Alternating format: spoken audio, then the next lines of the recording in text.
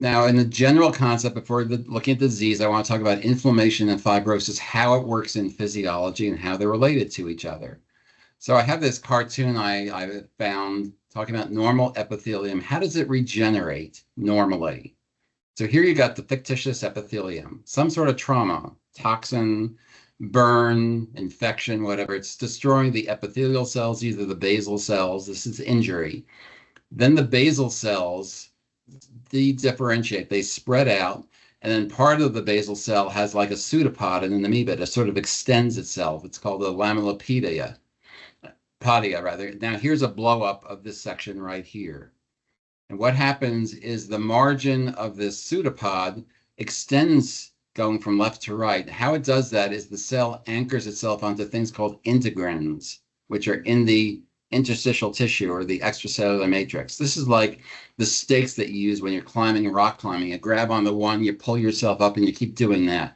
The cell uses the integrins, and inside the cell pseudopod, there's a muscle component, myosin with actin. It's like a zipper, and as the zipper closes, the margin of this lamellipod extends itself. So now it's crossed the danger area.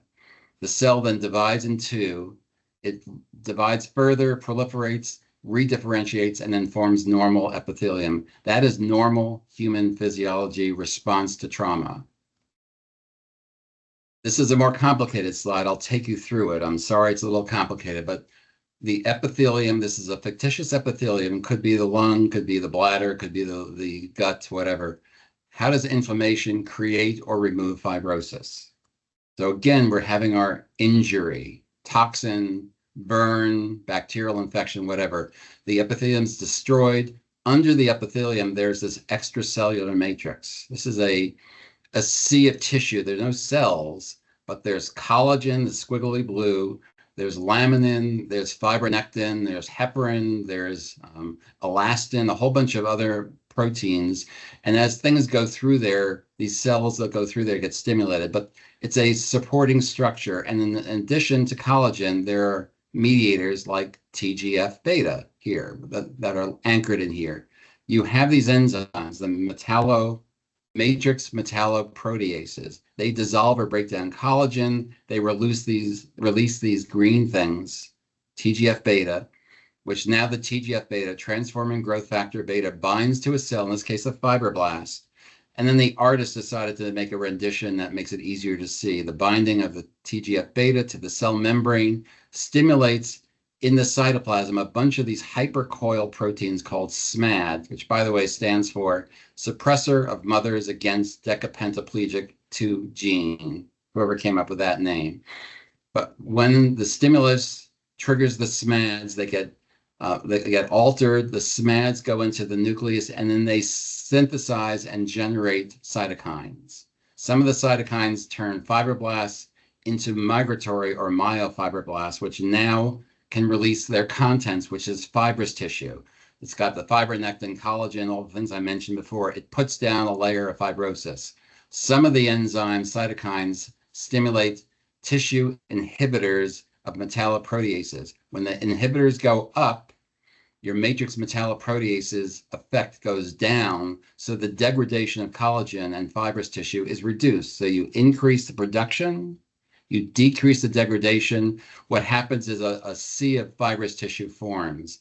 And then by magic, because I know a better term, the epithelium repair themselves by that laminar podia thing I just described a moment ago. The cells reform, and then the process reverses itself. The myofibroblasts go back to regular fibroblasts. The tissue inhibitors go down. Therefore, the matrix metalloprotease enzymes go up.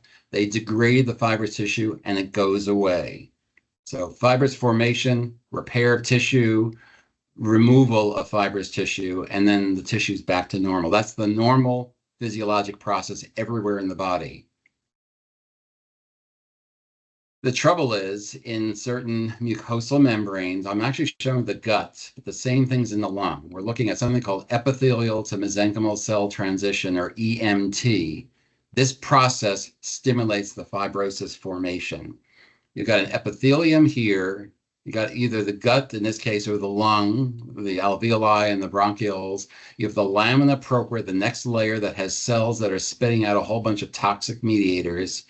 And then by magic, the cuboidal non-migratory epithelium go into a transitional change. They change shape, they become spindeloid, they acquire mobility, and they transform from an epithelium into a fibroblast, a myofibroblast, which then secretes all the fibrous material I just mentioned. That's one source of fibroblasts.